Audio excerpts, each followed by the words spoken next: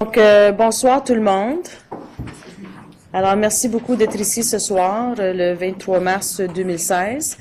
J'aimerais faire un tour de table. Donc, j'ai la conseillère Briand, la conseillère Burns, la conseillère Doré, le conseiller élève Dumas, la conseillère élève Despatie, la conseillère Tremblay, la conseillère Pilon, le conseiller mariage, le conseiller Lemelin également. Nous avons également en ligne le conseiller Thibodeau. Oui, Madame la Présidente. OK, parfait, merci. Et autour de la table administrative, nous avons M. Belrose, Mme Bergeron, Mme Bourbonnais. Nous avons Mme Crongy, M. Dubois, M. Dupuis, Mme Ricard, Mme Tremblay, M. Villeneuve, Mme Letang, M. Sirois. Donc, bonsoir à tout le monde. Merci beaucoup d'être ici. Avant de faire la prière, je vais demander au conseiller mariage de faire les prières, mais j'aimerais ça qu'on puisse dédier la séance ce soir pour les victimes à Belgique avec les explosions qu'il y a eu à l'aéroport et également dans une gare de train. Donc, si on peut avoir une pensée spéciale à ces victimes, s'il vous plaît. Conseiller mariage. Merci, Mme la Présidente. J'aimerais vous offrir deux autres intentions, si vous me le permettez. Je vais prendre l'occasion aussi qu'on garde une pensée spéciale pour un de nos élèves, Zachary Lalonde, dont on a pris son décès en fin de semaine. Zachary avait 12 ans, puis ses parents sont deux profs dans notre conseil, donc France qui est à l'Étoile de l'Est et Stéphane de la Découverte. Donc je vous demande de garder une pensée pour eux aussi. Et en plus des victimes de la Belgique, je vous offre l'intention aussi pour la Semaine Sainte, dont on commence demain avec le mercredi saint. Je vous offre une prière pour le temps de Pâques. Donc, au nom du Père, du Fils et du Saint-Esprit. Amen. Jésus Sauveur, ton nom est miséricorde, ta compassion pour nous est plus grande que tout. Tu es venu pour nous sauver, ton Père est le Père des miséricordes, et tu es au milieu de nous le visage de la miséricorde. Tu nous portes dans ton cœur, tu nous cherches jusqu'à ce que tu nous aies trouvés. Tu nous tends une main douce et sûre quand nous tournons le dos au bonheur que tu nous offres. Ta miséricorde est sans limite, parce que tu remets tous les péchés, même les plus grands. C'est toi qui nous aimes le premier, tu nous invites, tu cours après nous, tu nous presses de te chercher et de nous tourner vers toi. Tu nous ouvres un passage. Dans la joie de la résurrection, donne-nous un cœur nouveau qui se détourne au péché et s'ouvre pour accueillir ta miséricorde. Fais-nous vivre en paix avec toi et demeurer en toi sans plus te faire obstacle. Amen. Merci beaucoup, conseiller mariage. Donc, nous allons avec la partie 3, les honneurs et mérites, donc les finalistes du prix Grand Maître. Donc, chers membres du conseil, distingués invités, membres du personnel, au cours de l'année, le CECCE souligne de façon officielle les contributions exceptionnelles des membres du personnel, d'élèves, des parents ou d'organismes partenaires qui se démarquent par leur engagement et leur contribution à l'épanouissement de nos élèves ou le rayonnement de notre conseil scolaire. Les récipiendaires du certificat honneur et mérite réalisent des projets d'envergure qui reflètent les valeurs du CECCE et qui contribuent à l'actualisation de notre mission et de notre vision. Ce soir, nous reconnaissons 3 individus qui se démarquent par leur réalisation, leur enthousiasme, leur dévouement et leur méthode novatrice à promouvoir l'avancement de la francophonie dans leur milieu scolaire et dans la communauté. Donc, il s'agit du gagnant du laurier jeunesse de l'année, William Burton. Monsieur Burton ne sera pas ici ce soir, mais on va pouvoir le remercier plus officiellement à une autre séance, mais je voulais quand même souligner sa contribution, donc on va pouvoir le faire plus tard.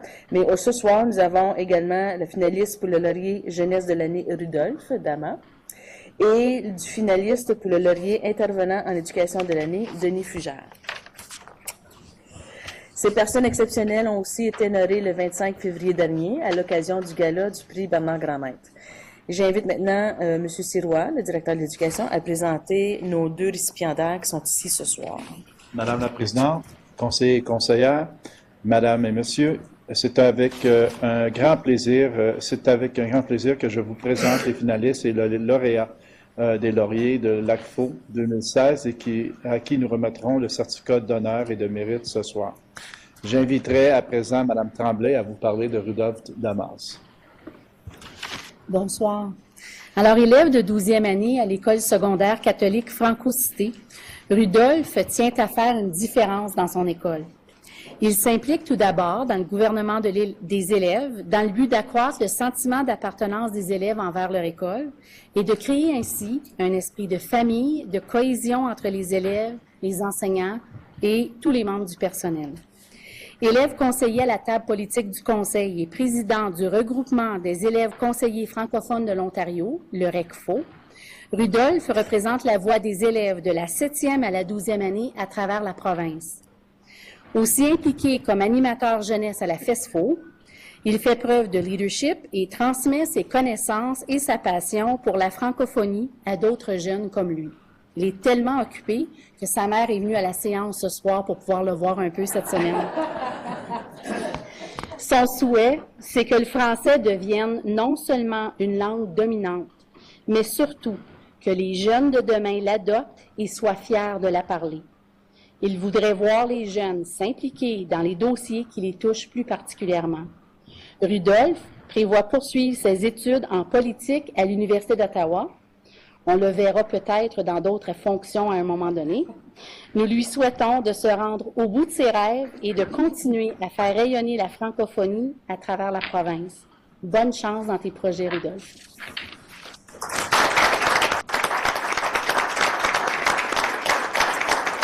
Donc, je vais demander à la conseillère Briand, s'il vous plaît, ainsi qu'à M. Sirois de me joindre pour qu'on puisse lui remettre un certificat.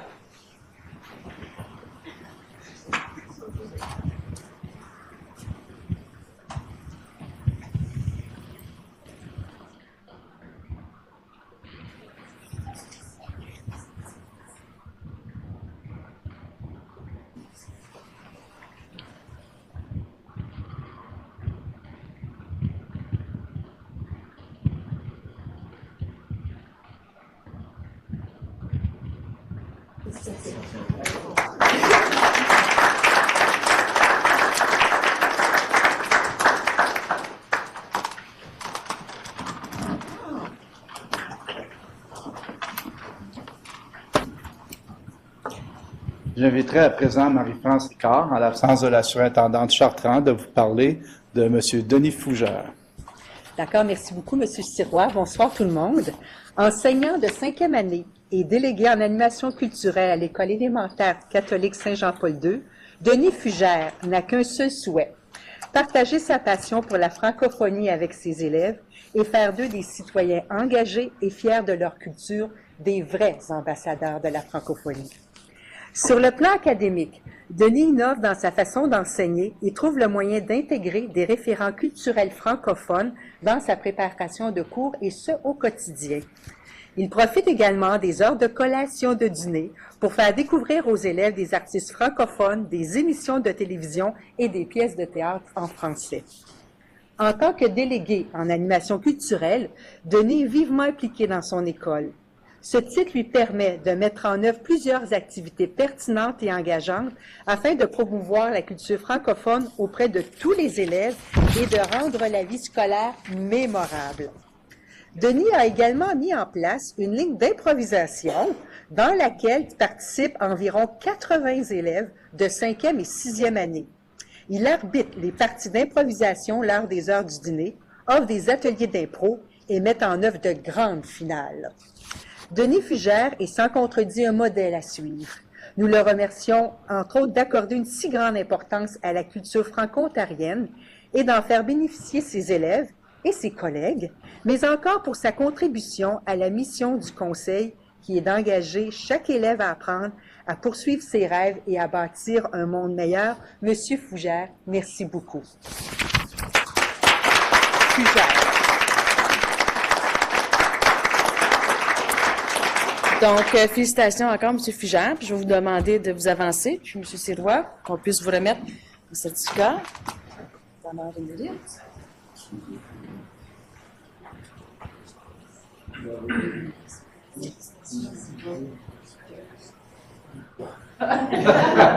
C'est le chèque qu'elle a avec.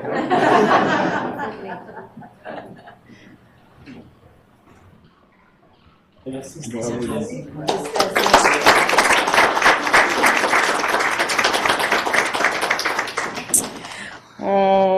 sommes très choyés d'avoir été représentés par des élèves et membres du personnel lors du gala de l'ACFO. Donc, félicitations encore à vous deux. Puis on pourra remercier également puis féliciter M. Burton sous peu. Donc, au nom de toutes les conseillères et tous les conseillers scolaires, je tiens à vous féliciter. Nous sommes fiers d'avoir des membres du personnel, des élèves aussi engagés comme vous au sein du Conseil des écoles catholiques du Centre-Est. Donc, nous, on va poursuivre notre rencontre. Vous êtes le bienvenu de rester si vous voulez. Conseiller Dama, ben, il va rester avec nous. Merci beaucoup. On vous souhaite une belle soirée. Donc, nous allons poursuivre avec la rencontre. Alors, le point 5, qui est l'adoption de l'ordre du jour. Est-ce qu'il y a des choses à ajouter ou changer au niveau de l'ordre du jour? Rien à ajouter, Madame la Présidente. Autour de la table, il n'y a pas rien à changer. Demandez. Parfait. Donc, que soit adopté tel que présenté l'ordre du jour de la séance ordinaire du 22 mars 2016 du Conseil des écoles catholiques du Centre-Est. Proposeur, conseillère Tremblay, appui de la conseillère Briand. En faveur? En faveur. Parfait, c'est adopté. Merci. Le point 6, 6.1, la séance ordinaire du 23 février 2016. Est-ce qu'il y a des choses à soulever? Sinon, que soit adopté tel que présenté le procès-verbal de la séance ordinaire du 23 février 2016 tel que présenté la séance ordinaire du CECCA du 22 mars 2016. Un proposeur, conseiller Pilon, appuyé du conseiller Poirier. En faveur? En faveur. Parfait, c'est adopté. Merci beaucoup. Est-ce qu'il y a des questions qui découlent de cette rencontre? Il n'y en a pas? Parfait. Études des politiques, nous n'en avons pas pour ce soir. Donc, nous y allons avec le point 9, rapport des comités. Alors, 9.1, comité consultatif pour l'enfance en difficulté, qui est la séance du 2 mars 2016. Donc, la conseillère Briand, s'il vous plaît. Je vais demander au conseiller Lemelin de faire le rapport puisque j'étais absente durant la session.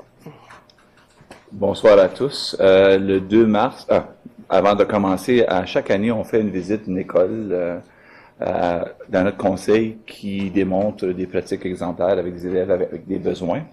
L'an passé, c'était l'école Sainte-Anne. Cette année, c'était l'école Marius Barbeau. Alors, on a eu notre rencontre à cette école-là. La direction de l'école, la nouvelle direction de l'école, M. Jean Gauthier, nous a présenté sa vision de son école, les grandes lignes de son école, ce qu'ils font à leur école, qu'est-ce qui s'en vient à leur école. Et puis, il nous a aussi partagé leur pratique gagnante. Il nous a fait aussi une guide de leur l'école à module pour les élèves atteints de surdécidés. Je vais vous juste résumer, c'est des élèves qui sont sourds, qui sont aveugles. Puis je pensais que je connaissais beaucoup de choses, mais j'ai appris encore beaucoup d'autres choses. Ils ont des élèves qui sont sourds ou aveugles, un ou l'autre, ou les deux dès la naissance. Et ils ont aussi des élèves à régression progressive, c'est-à-dire que ils ont peut-être le langage, ils ont appris le langage, mais peu à peu, ils ont perdu un de leurs sens ou les deux sens. Alors, ils nous ont démontré les outils, comment ils fonctionnent avec un élève qui ne parle pas du tout, il n'entend pas du tout.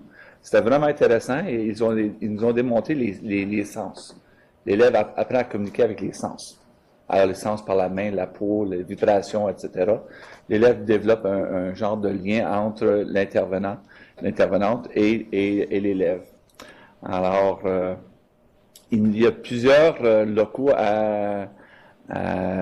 qui offrent des attentions particulières aux élèves. Il y a des chambres noires, des chambres blanches, des chambres tactiles, chambres de stimulation. C'était vraiment intéressant de voir comment ces élèves-là travaillaient. Puis c'était vraiment intéressant aussi, ils nous démontraient comment ils communiquaient avec eux autres. Ils donnaient des exemples. La grande partie de la rencontre, c'était une visite. Puis par la suite, on a eu monsieur Sylvain Plourde, le directeur des services du soutien à l'apprentissage volet EED, qui nous a parlé des classes distinctes, l'évolution des classes distinctes dans notre conseil depuis l'année 2010. Alors, il a présenté des tableaux d'information pour nous dire dans quelle direction on s'en va et des changements minimes qui vont se produire avec certains groupes d'élèves dans les années qui suivent. Alors, avec l'expansion dans l'Est de nos deux écoles élémentaires et secondaires, on va être capable d'accueillir et desservir une certaine clientèle. Alors, c'est en phase de discussion. C'est prévu pour les années qui viennent, mais ça va tout dépendre du nombre total d'élèves qui vont revenir ou qui vont arriver à notre conseil. Après, par la suite, il y a eu la tour des tables des différentes associations, Syndrome du Down, Société franco-ontarienne de l'autisme, puis l'Association francophone des enfants dyslexiques ou ayant des troubles d'apprentissage. Alors, les comités ont fait des présentations. Je vous invite, Madame Bria et moi, on vous invite de venir, peut-être lors qu'on fait des visites des écoles. Ça serait vraiment intéressant si les conseillers pourraient venir voir ce qui se passe dans les écoles. C'est du vécu qu'on a. Si vous venez à nos réunions de CCED, c'est intéressant aussi. Mais lorsqu'on visite une école élémentaire, puis je dois vous dire que nos écoles élémentaires sont dotées pas juste d'un personnel exemplaire, mais aussi de ressources pédagogiques, appareils physiques, etc., pour combler aux besoins de ces élèves-là qui n'ont pas la vie facile. Alors, je vous invite, pour l'année prochaine, Mme Briand, on devrait faire une note aussi de les inviter pour venir visiter ces écoles-là. C'est 2 mois à l'avance. Puis vous pourrez indiquer ça sur votre calendrier. Oui. Ce que je vous suggérais, si vous venez, vous n'allez pas venir à toute la réunion, mais venir à la visite. Oui. C'est vraiment quelque chose à voir. Puis ça a vraiment évolué. Je me rappelle quand j'ai travaillé dans une classe d'élèves avec des besoins dans mes premières années, j'ai vu l'évolution dans des écoles. Puis quand je suis arrivé à Marius-Barbeau, j'ai été vraiment épaté et content de voir qu'on peut finalement vraiment stimuler les élèves qui n'ont aucun moyen de communiquer, puis de les permettre présentement de communiquer avec nous. Alors, c'était une belle visite, une belle rencontre. Désolé, je n'étais pas là, Mme Briand, mais je vous partage les bonnes nouvelles. Merci. Alors, c'est tout. J'ai eu l'occasion de la visiter cette année à l'école. Parfait. Est-ce qu'il y a des questions? N'en voyant pas. Que soit reçu le rapport du comité consultatif pour l'enfance en difficulté du 2 mars 2016, tel que présenté à la séance ordinaire du CECCE du 22 mars 2016. Un proposeur? Conseillère Burns, appui de la conseillère Doré. En faveur? En faveur. Parfait. C'est adopté. Merci beaucoup pour le rapport, puis merci beaucoup pour l'invitation aussi. Moi aussi, je serais intéressée de pouvoir aller visiter ces choses-là, tout le bout de travail qui est fait. Donc, le 9.2, rapport de la séance à huis clos du 8 mars 2016. Est-ce qu'il y a des choses à soulever du huis clos? Ah ben non, excusez, on passe du huis clos. Que soit reçu le rapport de la séance à huis clos du 8 mars 2016, tel que présenté à la séance ordinaire du CECCE du 22 mars 2016. Un proposeur, conseiller mariage, appui de la conseillère Pilon. En faveur? En faveur. Parfait, c'est adopté. C'est ça qui arrive lorsqu'on est malade, puis on essaie de gérer les choses. Merci beaucoup pour votre patience. Donc, rapport de la séance à huis clos du 22 mars. Donc, que soit reçu le rapport de la séance à huis clos du 22 mars 2016, tel que présenté à la séance ordinaire du CECCE du 22 mars 2016. Un proposeur. Proposé par la conseillère Burns, appuyé du conseiller Thibodeau. En faveur? En faveur. Parfait, c'est adopté. Merci beaucoup. Maintenant, au point 10, donc monitoring, le 10.1, politique 3.2, situation et activité financière. Monsieur Sirois. Merci, Madame la Présidente. La politique 3.2, situation et activité financière, est précisée par 8 contraintes et je considère être en conformité sur les 8 limites de cette politique. Parfait. Est-ce qu'il y a des questions? Non? Alors que soit reçu le rapport de monitoring CECCE 15-16-15 portant sur la politique 3.2, situation et activité financière, tel que présenté lors de la séance ordinaire du CECCE du 22 mars 2016. Un proposeur? Proposé par la conseillère Doré, appui de la conseillère Briand. En faveur? En faveur. Parfait, c'est adopté.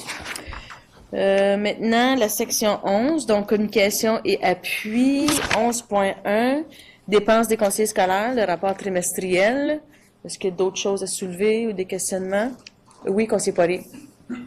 Merci, Madame la Présidente. Je me posais la question pourquoi on indique soit administration haute, les autres services professionnels, donc le paiement à la FOCC pour les activités liées aux relations de travail. Puis je ne sais pas pourquoi on a décidé de le mettre dans cette enveloppe-là, sachant que ce qu'on essaie de refléter dans le rapport, c'est les dépenses de fonctionnement des conseillères et conseillers scolaires. Puis l'enveloppe est toujours déficitaire année après année. Alors, c'était quoi un peu la raison pourquoi on l'a indiqué là? Pour la question, je vais demander à M. Sirois. Je vais la passer à M. Belle-Rose. Ce sont des dépenses en relation avec les activités des conseillers scolaires. Étant donné que c'est dans l'enveloppe budgétaire prévue en juin, on la présente dans le rapport trimestriel des conseillers scolaires. Je pense le questionnement, si je comprends bien, conseiller Poirier, nous avons déjà comme frais d'adhésion à FOCFC, puis il y a d'autres frais comme tels, comme conseiller scolaire, qu'on doit débourser lorsqu'on participe à des activités. Mais là, il y a vraiment autres services professionnels à FOCFC. C'est comme si on aurait embauché. Ouais, c'est ça qu'on veut savoir. C'est pas ça, c'est le transfert pour notre contribution, parce que maintenant, ça fait partie des SBE. De financer la partie FOCFC Relations de travail. Puis c'est un in and out parce que surtout qu'on a reçu la subvention, il faut la donner à la FOCFC. Donc, ce qu'on va faire la prochaine fois, on va la sortir. C'est pas vraiment relié à vos activités à vous. C'est ça. Donc, on va l'enlever la prochaine fois. Parce que le but de ce tableau ici, c'est vraiment ça. C'est au niveau des dépenses. Ouais, c'est ça. Relative au conseil scolaire. C'est ça. Pas de problème. Parfait. Merci. Et là, on va faire la correction. Je sais que c'est déjà public, mais on va faire la correction immédiate. Non, merci de suivre la question, conseiller Poirier. Est-ce qu'il y a d'autres questions? Non? Parfait. Donc, le 11.2, le centre Jules Léger. Je vais juste vous faire un petit rapport des dernières choses qui se sont produites et M. Sirois peut en ajouter aussi également. Donc, avec le centre Jules Léger, vous avez vu par vos courriels, Facebook, réseaux sociaux, etc., qu'il y a eu de la consultation, qu'il y a de la consultation en ce moment au niveau de l'avenir du centre Jules Léger. Je vous avais indiqué également que moi, je participe activement avec un groupe avec des parents également pour écouter les parents, leurs besoins, essayer de leur donner tout l'avis puis tout l'appui qu'on peut leur offrir également.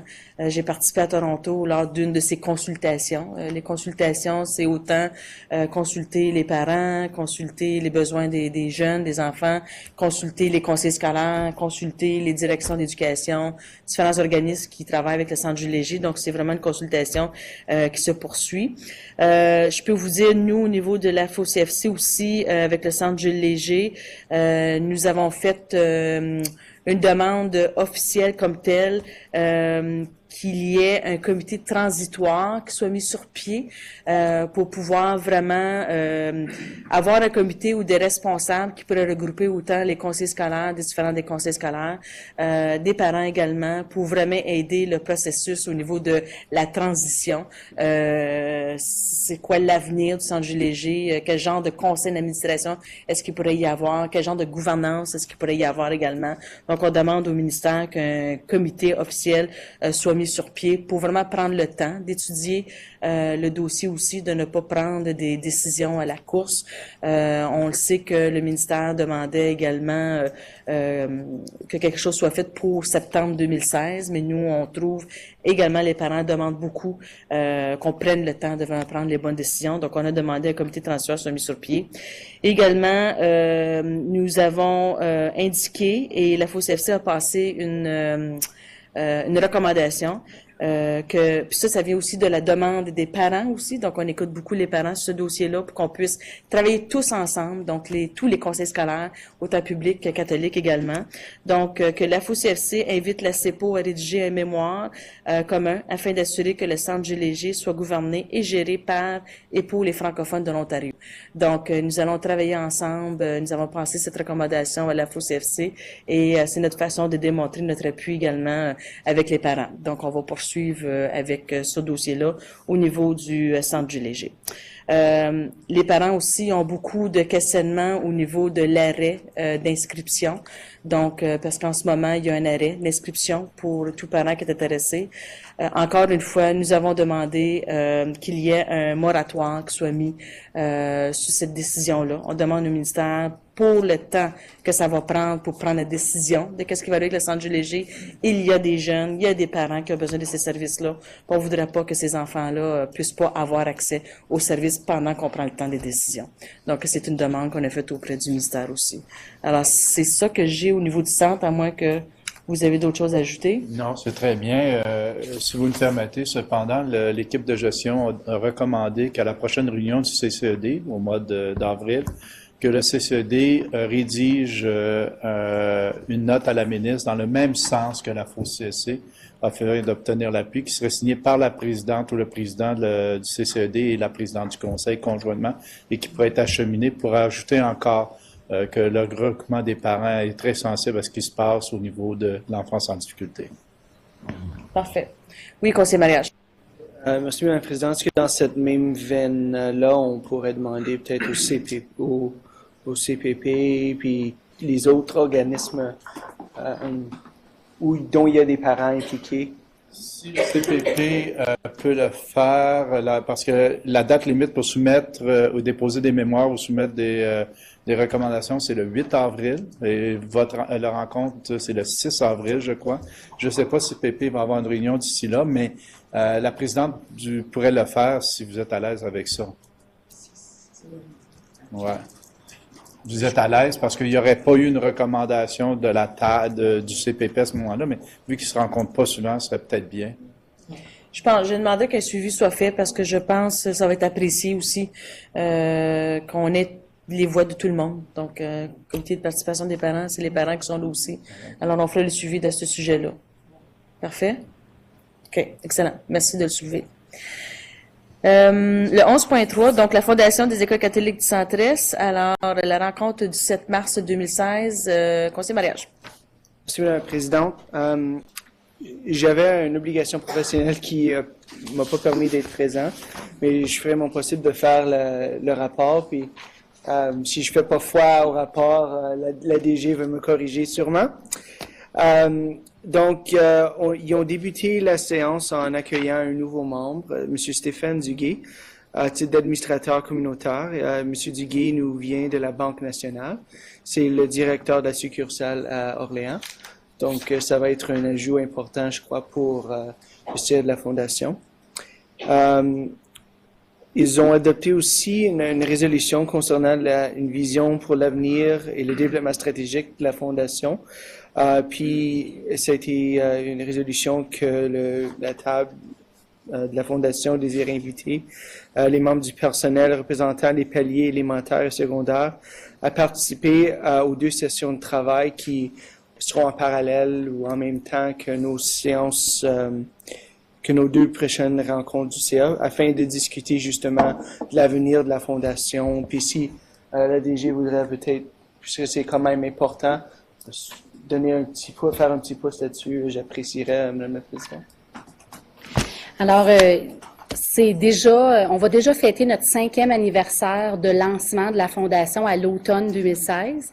Et dans le cadre de l'évaluation de rendement au mois de novembre, les administrateurs, les administratrices ont pensé que ce serait probablement le temps qu'on fasse un arrêt et une réflexion un peu plus en profondeur pour voir si on veut changer des éléments au niveau de la vision d'avenir, s'il y a des éléments à réfléchir pour propulser la Fondation dans les 5 prochaines années. Alors, c'est l'exercice qu'on va faire en juin et en septembre. Alors, c'est un bon moment. Donc, ils ont poursuivi la rencontre avec des questions de budgétisation, puis ils ont adopté une résolution pour utiliser une partie de l'excédent budgétaire pour favoriser l'accès aux élèves syriens nouvellement arrivés au Canada à des camps par le biais du programme 4 sur nos camps d'été, etc. Camps d'été? Non. C'est les camps qui sont subventionnés par la Fondation. Donc, oui, c'est ça, les camps d'été, les camps d'enrichissement, de conditionnement, parce que c'est des camps offerts en français. Et En termes de dons à la Fondation, du 1er septembre 2015 au 29 février 2016, la Fondation a amassé 22 735 $. Donc, c'est quand même un montant important. Et durant la campagne Centraide 2015, il y a une promesse de dons de environ 18 500 $. Donc, c'est quand même, je vous encourage, même si la campagne est terminée, d'encourager le monde à faire des dons à la Fondation parce qu'on voit le bon travail que la Fondation fait. Et puis, dernièrement, c'est le temps de l'année encore, je vous demande de marquer à vos calendriers que le tournoi de golf de la Fondation sera le 17 août 2016 au club de golf Castleview à Castleman. Donc, on veut atteindre le 144 golfeurs. Je crois que ça, c'est 2 quatuors par trou, si je me trompe pas. Donc, je vous encourage de vous former des quatuors. Je sais que le conseil va avoir des joueurs. Si vous pouvez pas participer en tant que joueur, assurez-vous de vous joindre à nous pour le souper. Et si vous voulez vous porter bénévole pour faire les activités, les trous, il y a je suis certain que la DG peut vous trouver quelque chose à faire si vous pouvez pas jouer cette journée-là. Donc, j'encourage de vous enregistrer pour ça. Puis, j'espère que j'ai fait foi à la rencontre, Madame la Présidente. Merci beaucoup, conseiller mariage. Est-ce qu'il y a des questions pour conseiller mariage? Non? Parfait. Merci. Donc, le 11.4, la FOCFC, plus spécifiquement, nous avons eu notre rencontre du conseil d'administration le 11 et le 12 mars dernier. Différents sujets que nous avons discutés, entre autres encore sur la question du démarchage politique. Donc, on voit le fruit du travail que la FOCFC a fait. Plusieurs conseils scolaires utilisent la trousse, utilisent les informations que la FOCFC a préparées. Également, le directeur Benoît Mercier est demandé à faire des présentations dans différents conseils. Nous allons utiliser certaines de ces informations-là aussi lors de notre propre rencontre au début avril, notre formation et notre rencontre annuelle que nous avons les conseils scolaires. Donc, on voit que ça porte fruit de ce côté-là.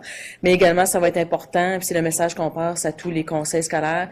Si on utilise l'information, si on utilise la trousse, si on fait du démarchage, de pouvoir démontrer également à la FOCFC comment on utilise les outils, qui est-ce qu'on a rencontré, les résultats, parce qu'on veut avoir la rétroaction des deux côtés aussi. Donc, on a discuté de ces genres de choses-là. Également, le congrès, donc le congrès qui s'en vient à Toronto, pour ceux qui n'ont pas encore donné leur information au niveau de vos choix de transport et également surtout vos choix de séance aussi que vous voulez participer. Assurez-vous de donner l'information à Annick aussi. Également la préparation du 19e. Cette année, c'est le 18e, mais l'année prochaine, ça va être le 19e congrès, donc ça va être à Thunder Bay en 2017. Et pour le 20e, en 2018, c'est encore en négociation entre soit le côté est ontarien ou soit du côté sud aussi. Donc, pas sud, mais du nord. Donc, on attend des nouvelles de ce côté-là.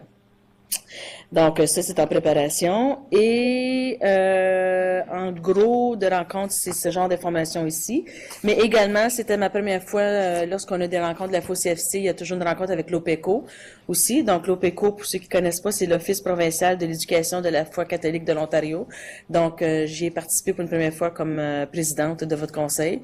Une rencontre bien intéressante. Nous avons les monseigneurs chevêchés qui sont là également, qui apportent toujours des points de vue très intéressants lors de cette rencontre. Et les points de vue que nous avons surtout discutés, il y a le cadre de référence, donc toute la question, je suppose que vous êtes au courant, mais il y a un profil du personnel enseignant au niveau catholique qui est en train de se faire moduler et construit en ce moment. Alors, des discussions intéressantes. C'est quoi un profil d'enseignant au niveau catholique? Ça veut dire quoi être un enseignant dans un système catholique? Donc, à suivre. Il va y avoir beaucoup de consultations également qui va être fait au niveau des membres du personnel, autant au niveau des jeunes aussi pour avoir le point de vue. Donc, c'est vraiment un beau processus de consultation qui s'en vient, puis je vous tiendrai au courant de ça. Et également, nous avons eu la discussion du programme de cadre d'éducation physique et santé aussi. Donc, encore l'aspect catholique, comment est-ce qu'on peut bien encadrer dans ce programme cet aspect-là de la catholicité. Alors également, lorsqu'il y aura quelque chose de formel et de fait, on va vous tenir au courant, mais c'est des discussions bien fructueuses et intéressantes de ce côté-là. Alors, ça, c'est pour la FOCFC. Je sais pas s'il y a des questions. Non? C'est beau. Parfait, merci.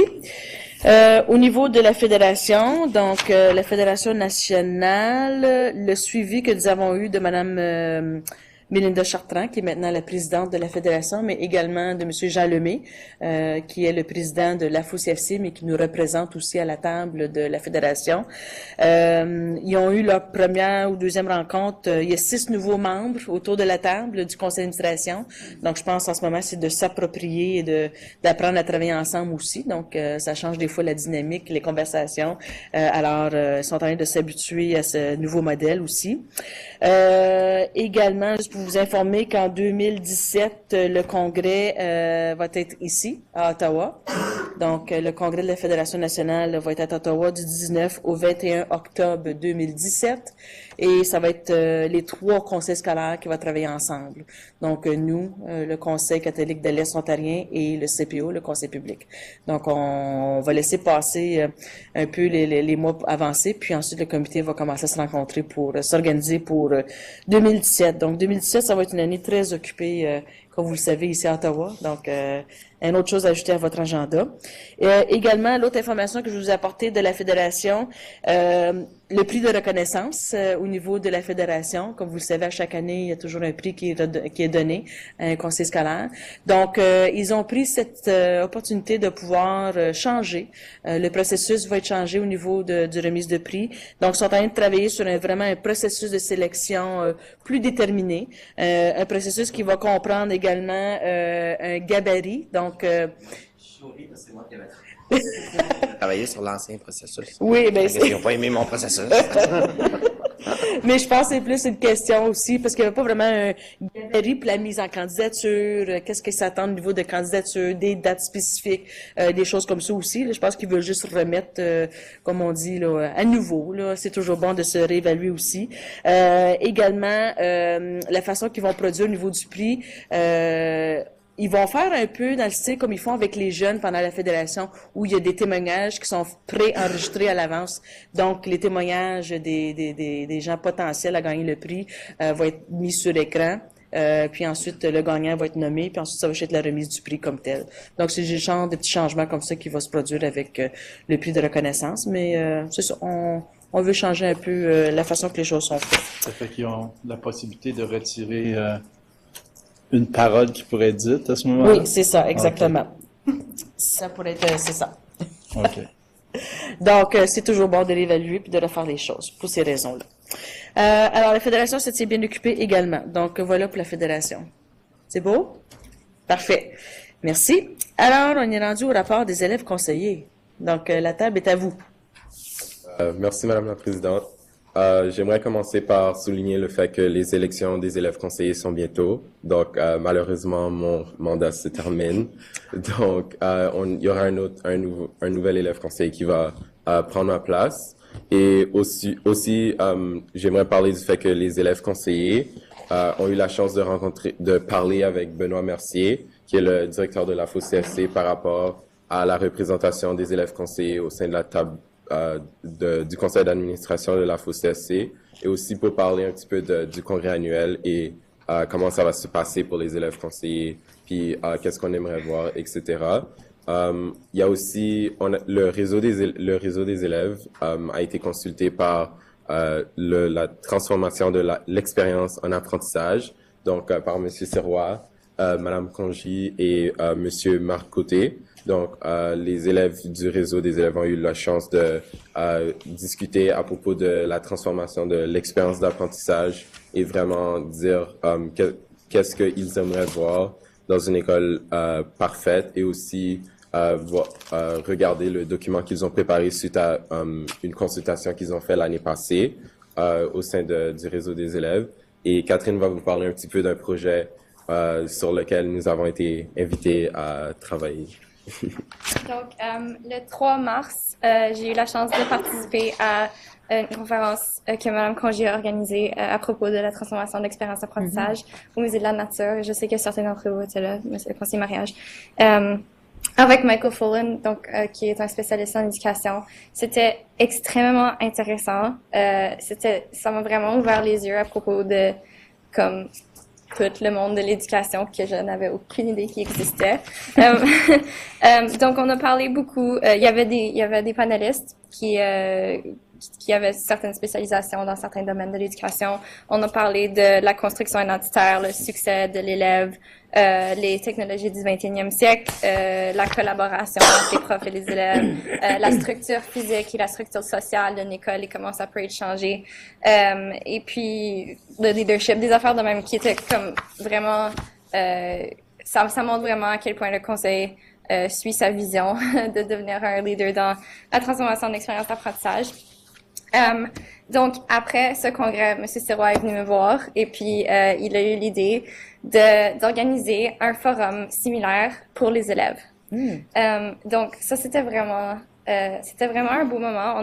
Ça m'a planté des idées dans la tête et aujourd'hui, avant la rencontre, on a rencontré M. Sirois et Mme Crongy pour commencer à planifier cet événement qui va se produire quelque temps en automne prochain. Donc, Rudolph va être parti, mais il va quand même nous assister avec. Et le nouvel élève conseiller ou la nouvelle élève conseillère aussi. Donc, on a commencé un peu à faire des remue-ménages à propos de comme des sujets de discussion et puis des façons qu'on veut aborder ce forum-là. Donc, évidemment, ça peut pas être exactement la même chose que le forum qui a été fait pour les profs, les conseillers, les directeurs d'école, parce que c'est quand même des élèves qui ont des besoins et des intérêts différents. Donc, on pense, ça c'est comme un plan très de base qu'on a fait en environ 1h30, de faire un style de forum, mais des ateliers en même temps, donc pour que les élèves puissent vraiment découvrir qu'est-ce qui leur tient à cœur, qu'est-ce qu'ils veulent laisser comme héritage une fois qu'ils graduent pour le futur de l'expérience d'apprentissage au CSCE. Et on a fait un long remue-ménage de questions qu'on veut poser, avoir des discussions entre tous les élèves de toutes les écoles, ben, pas tous les élèves, mais certains représentants des écoles secondaires, du conseil, et potentiellement avoir des invités qui sont pertinents aux élèves et qui sont intéressants, et d'avoir comme un thème tout au long de ce forum de comme construire l'école idéale. Donc c'est ça, on est très excités de commencer. On va faire notre recherche et on va rencontrer M. Sirois et Mme Crongy à la fin du mois d'avril probablement pour leur montrer notre plan, et puis on va définitivement vous garder au courant de ce qui se passe là-dessus. Intéressant. Je pense que ça va apporter une différente perspective de votre point de vue également. Puis, comme tu as mentionné, donner la chance aux élèves de voir c'est quoi le monde d'éducation, comme tu l'as bien mentionné. Puis, conseiller d'amour, écoute, il n'y a pas personne qui peut vous te remplacer, là. Hein? Mais ça va être la prochaine étape, la prochaine personne. Donc, oui, parfait. Mais merci beaucoup. Est-ce qu'il y a des questions pour les élèves conseillers? Oui, M. Sirois. Madame la Présidente, je voudrais faire 2 commentaires. Le premier, je ne peux pas prendre le crédit de ça. C'est vraiment la table du CG qui a pensé à tout ça et donné une place pour la voix des parents, donc c'est au CG. Et la deuxième chose, c'est que ce forum-là, on prévoit le faire au mois de novembre et on espère avoir la participation de conseillers scolaires, de direction d'école, du personnel, mais surtout beaucoup d'élèves pour qu'ils puissent travailler sur ce projet-là. Donc, on espère pouvoir compter sur votre présence lors de ce forum-là parce que c'est la voix des élèves, puis on veut une école pour les élèves, par les élèves. Non. Ouais, oui. Excellent. Donc, j'ai bien hâte de voir comment ça va se dérouler, puis on peut vous donner un coup de main si vous en avez besoin. Parfait. Merci beaucoup. Oui, conseiller mariage. Je vais demander au conseiller élève d'Amos quand aura lieu les élections? Les élections, je pense, c'est le 26 avril. C'est à Franco-Cité. À Franco-Cité, ouais. C'est mon école. D'autres questions? Non? Parfait.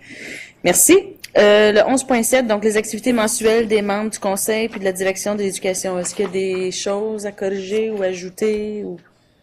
Oui, conseiller mariage. Présidente, je voulais justement, j'avais planifié de faire un peu un survol de la séance avec M. Fullen, puis je pense que Catherine a très bien résumé ça, so, je ne vais pas élaborer plus, mais juste pour vous dire que c'était même au niveau de personnes d'une table politique, c'était incroyable de voir la vision qu'on a pondue là, à une table dans un hôtel, voir l'étendue.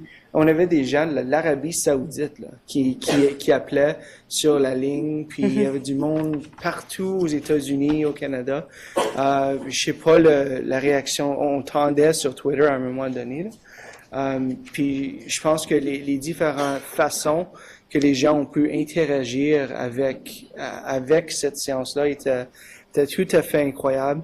Puis je lève vraiment mon chapeau à M. Sirois, mais aussi à la surintendante Congé qui a pris un rôle de leadership là-dessus. Puis je vous lève vraiment mon chapeau parce que c'était exceptionnel. Puis ça a vraiment démontré c'était quoi être chef de file en éducation. Je pense que on a de quoi être fier. Puis je pense je vous lève mon chapeau vraiment. Juste un commentaire encore. Oui, vas-y. À un moment donné, au niveau de Twitter, on était 4e événement le plus tweeté dans la région d'Ottawa et au Canada, oui. Puis 8e mondialement, je pense, c'était ça? Deuxième en Ontario. Deuxième en Ontario, OK. C'était pas moi. OK, désolé, merci. J'ai mis avoir trop haut, désolé. C'est correct, la prochaine fois. Mais c'est bon, mais 4e au Canada, c'est bien. Parfait. S'il y a quelque chose qui se répète, je vous encourage fortement autour de la table d'y être, parce que même juste d'être présent dans la pièce, c'était quelque chose. Bon, une bonne initiative à poursuivre. Alors, merci beaucoup à tout le monde qui a participé et qui a travaillé fort pour cet événement. Le 11.8, donc la couverture médiatique que vous avez dans votre trousse. Est-ce qu'il y a des questions? Non? Merci. Agenda annuel du Conseil, donc une mise à jour. Alors, vous avez les informations à venir. Questions? Et le 11.10, donc calendrier des activités du Conseil pour le mois d'avril. Alors, vous voyez les différents comités que nous allons avoir. Et également, la soirée... Est-ce qu'il y a des sessions ici ou des événements où tu as besoin d'avoir... Non? OK. De confirmation de gens? La seule chose, Madame la Présidente, oui. que si on on annule la réunion du 12 avril, il y avait la soirée de reconnaissance des bénévoles qu'on va être obligé de reporter. Oui, OK. Oui. Parfait. On va en tenir compte de ça. Parfait. Pas de questions? OK. Donc, le point 12, il n'y en a pas. L'auto-évaluation. Donc, en quoi les décisions prises ce soir auront-elles un impact sur la salle de classe? Est-ce qu'il y a quelqu'un qui veut se prononcer? Je pense, avec la séance que nous avons eue de Michael Fullen, que nous avons discuté, c'est beaucoup toute la question de transformation. Je pense impact direct dans les salles de classe également. C'est une façon de pouvoir se garder à jour, d'aller chercher l'appui et les informations de tout le monde. Donc, je pense que c'est une belle façon de pouvoir dire une bonne évaluation de ce côté-là. C'est beau?